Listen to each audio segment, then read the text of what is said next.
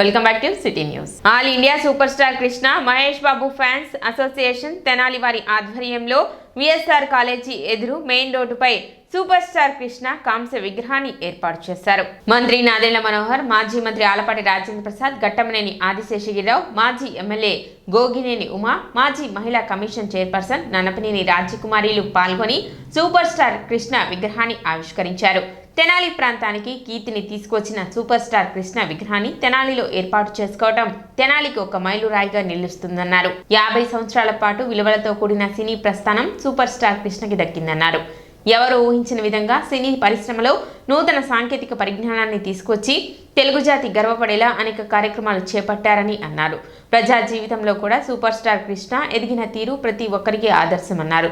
Super star Krishna విగ్రహాన్ని ఏర్పాటు చేసిన నిర్వాహకులను వారు ఈ సందర్భంగా అభినందించారు. గర్వపడే విధంగా ఈ ప్రాంతానికి ఎంతో కీర్తిని తీసుకొచ్చిన సూపర్ స్టార్ కృష్ణ గారి విగ్రహావిష్కరణ తెనాల్లో నిజంగా ఒక అద్భుతమైన మైలురాయి. ఎందుకంటే ఉరిపాలెంలో విగ్రహం ఏర్పాటు చేసుకున్న తర్వాత కృష్ణ గారు అసలు సినీ రంగానికి ఏ విధంగా సేవలు అందించారు, ఈ ప్రాంతానికి ఆ రోజుల్లో కూడా ఎక్కడ పోయినా కూడా గర్వపడి చెప్పుకునేవాళ్ళు, మేము ఉరిపాలెం నుంచి వచ్చాం, తెనాలి నుంచి వచ్చామని. దాదాపు 50 సంవత్సరాలు సుదీర్ఘమైన ప్రస్థానం, విలువలతో కూడిన ప్రస్థానం. అది కూడా మనం అందరం గర్వపడాల్సిన అంశం ఏంటంటే చాలా జాగ్రత్తగా జీవితంలో ప్రతి ఒక్కరూ కూడా పాటించే విధంగా ఆయన విలువలతో కూడిన ప్రస్థానం చేశారు. సినీ రంగంలో కూడా ఎన్నో హిట్స్ వచ్చినా కూడా ఆయన ప్రత్యేకంగా చాలా సింపుల్గా బ్రతికి టెక్నికల్ ఆస్పెక్ట్లో ఎవరు కూడా ఊహించిన విధంగా సినిమా స్కోప్ కానివ్వండి, ఇటువంటి కొత్త కొత్త విధానాలు సినీ రంగంలో చాలా ధైర్యంగా తీసుకొచ్చి ఆంధ్రప్రదేశ్ చలనచిత్రం తెలుగు జాతికి గర్వపడే విధంగా కృష్ణ గారు ఎంతో అద్భుతమైన కార్యక్రమాలు చేశారు. పద్మభూషణ్ ఆ రోజుల్లో ఆయన ప్రత్యేకంగా ఒక పార్లమెంట్ సభ్యుడిగా ఎన్నికైన తర్వాత కూడా నిజంగా ప్రజా జీవితంలో ఆయన ఏ విధంగా కష్టపడి ఎదిగారో ప్రజలు కూడా చూశారు. సో కేవలం తన స్వార్థం కోసమే కాకుండా ఈ ప్రాంతానికి అదేవిధంగా ఆదిశేషగిరిరావు గారు ప్రత్యేకంగా దృష్టి సారించి కాంస్య విగ్రహం ఏర్పాటు చేయడం మనకి ఈ ప్రాంతంలో చాలా అద్భుతమైన ఆలోచన. ప్రతి ఒక్కరూ కూడా ఈ విలువతో కూడిన ప్రస్థానం అనేది మనందరం కూడా నేర్చుకుని జాగ్రత్తగా నిలబడాలి. తెనాలి ఎప్పుడు కూడా మన చరిత్రని కాపాడుకునే విధంగా మన భవిష్యత్తు గురించి ఆలోచించి ఎంతోమంది మహానుభావులు ఇట్లా త్యాగాలు చేశారు.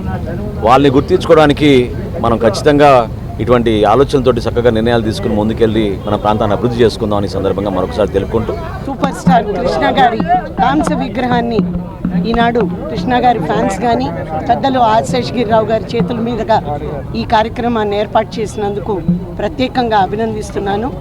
వారి కుటుంబంతో మాకున్నటువంటి సాన్నిహిత్యం ఈనాటిది కాదు. వారి తల్లిగారు నాగరత్నం గారు కానీ అలాగే బ్రదర్స్ ఇద్దరు మా కుటుంబంతో ఎంతో సాన్నిహిత్యంగా ఉండేవారు. సినీ రంగంలో మనం కృష్ణ గారి విగ్రహాన్ని ఏర్పాటు చేసుకున్నాం. అయితే వారు ఎంచుకున్నటువంటి మార్గాన్ని నేటి సినీ తారలు దాన్ని గమనించి ఆ నడవడికతో ముందుకు వెళితేనే అటువంటి మహనీయులకి నిజమైనటువంటి నివాళిని అర్పిస్తారని నేను నమ్ముతున్నాను. 365 సినిమాలు చేసిన వారు ఒక దర్శకుడిగా నిర్మాతగా వారు చేసినటువంటి కృషి ఏనాడు ₹1 ఆశించలేదు. నష్టపోయినటువంటి సినిమాకి నిర్మాతని దృష్టిలో పెట్టుకొని డబ్బు తిరిగిచ్చారంటే వారి మనసులో ఉన్నటువంటి మంచి భావం మరి ప్రతి ఒక్కరు కూడా గుర్తుంచుకోవాలి. కె యశ్వంత్ కుమార్, ఘట్టమనేని బాబీ, ఈదర్ పూర్ణచంద్, కృష్ణ, మహేష్ బాబు అభిమానులు పెద్ద సంఖ్యలో పాల్గొన్నారు.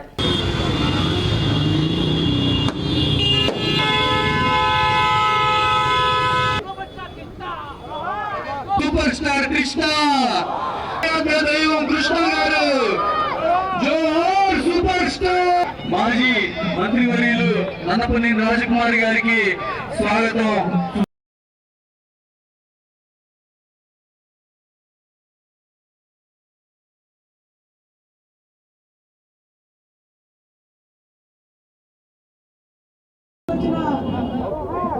రవి గారికి స్వాగతం.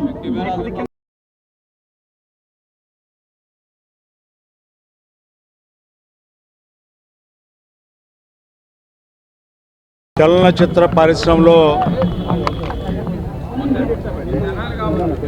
తెలుగువాడి గౌరవాన్ని యావత్ ప్రపంచానికి తెలియజెప్పినటువంటి నటశేఖర కృష్ణ గారికి చిత్ర పరిశ్రమలో ఆయనకి ఉన్న వ్యక్తిత్వం, ఆయన అందరినీ ఆదరించేవాడని, ఎవరిని నొప్పించేవాడు కాదని, అందరూ మన్ననలు పొందినటువంటి వ్యక్తి. అశేష ప్రజానీకం యొక్క గౌరవాన్ని పొంది కృష్ణ గారు ఫ్యాన్స్ అంటేనే ఒక సపరేట్, వాళ్ళ రూటే వేరు. ఓ రకంగా వాళ్ళని యోధుల్లాగా చెప్పుకుంటూ ఉండేవాళ్ళు. మా చిన్నప్పుడు ఫ్యాన్స్ అంటే, కృష్ణ గారు ఫ్యాన్స్ అంటే దేనికైనా సిద్ధం అని చెప్పుకుంటూ ఉండేవాళ్ళు. మరి మనం ప్రాంతవాసి అయి ఉండి అంత గొప్పవాడిగా చలనచిత్ర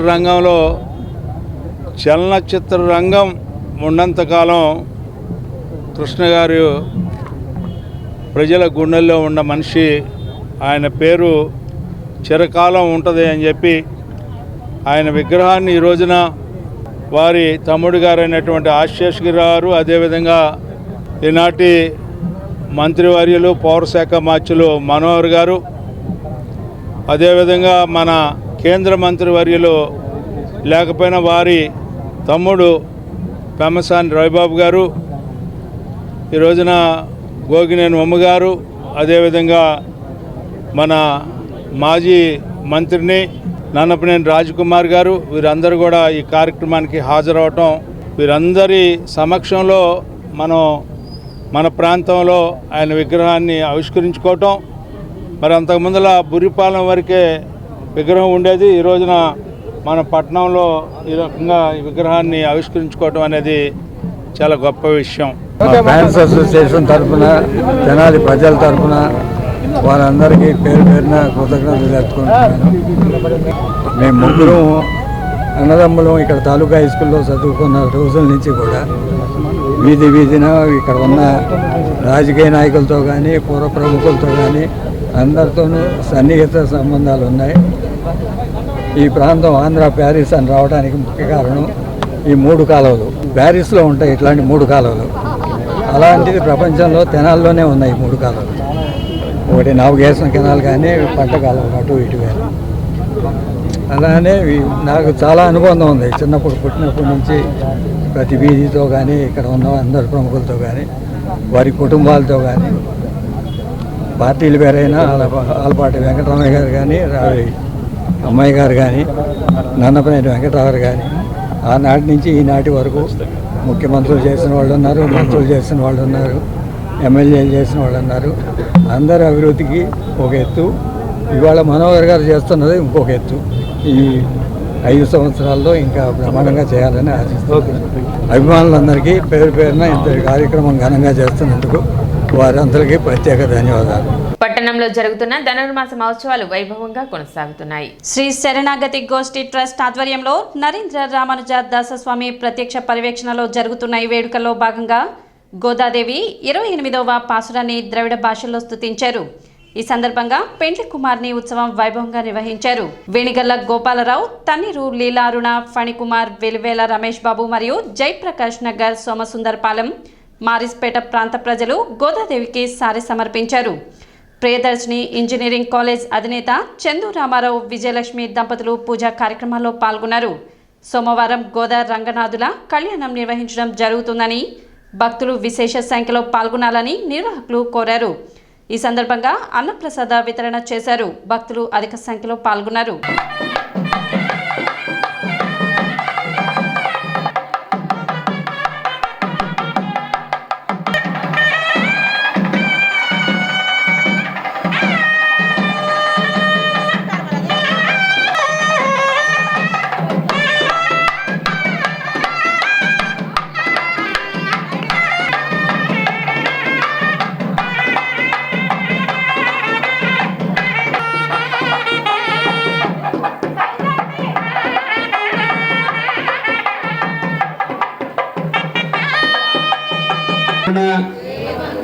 विशेषण विशिष्टाय महोत्सव कर्मणि पूजा आयुः आरो धन धान्य सिद्ध्यर्थं श्री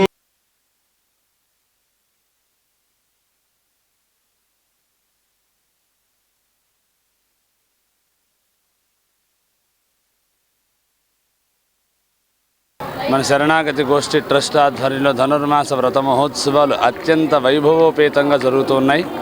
చివరి అంకుశానికి చేరుకున్న ఈరోజు శ్రీ గోదా రంగనాథ స్వామి వారి తిరుకళ్యాణ మహోత్సవంలో భాగంగా చక్కగా హరిద్రోత్సవాన్ని మరియు పెళ్లి కుమారుడు ఉత్సవం పెళ్లి కుమార్తె మహోత్సవాన్ని ఈరోజు జరిపించడం జరుగుతుంది. రేపటి రోజున అంగరంగ వైభవోపేతంగా శ్రీ గోదా రంగనాథ స్వామి వార్ల తిరుకళ్యాణ మహోత్సవాన్ని జరిపించడం జరుగుతుంది. ఈ కళ్యాణ మహోత్సవానికి 50 మంది భక్త శిఖామణులను అందరినీ కూడా ఆహ్వానిస్తూ అందరికీ కూడా ఆ శ్రీమన్నారాయణునికి దివ్య అనుగ్రహం లభించాలని మనందరితో కలిసి శ్రీకృష్ణ పరమాత్మని కళ్యాణ మహోత్సవం ఆడేటువంటి మహోత్సవం కనుక ఈ కళ్యాణ మహోత్సవ తెనాలి మరియు పరిసర ప్రాంత భక్తాగ్రేసులు ఆహ్వానించడం అందరికీ స్వాగతాన్ని పలుకుతూ జై శ్రీమన్నారాయణ. టీడీపీ కార్యకర్త కుటుంబం ఊరెళ్లి వచ్చేసరికి వారి ఇంటి గేటుకు అడ్డంగా రోడ్డుపై గోడ నిర్మించి ఉంది.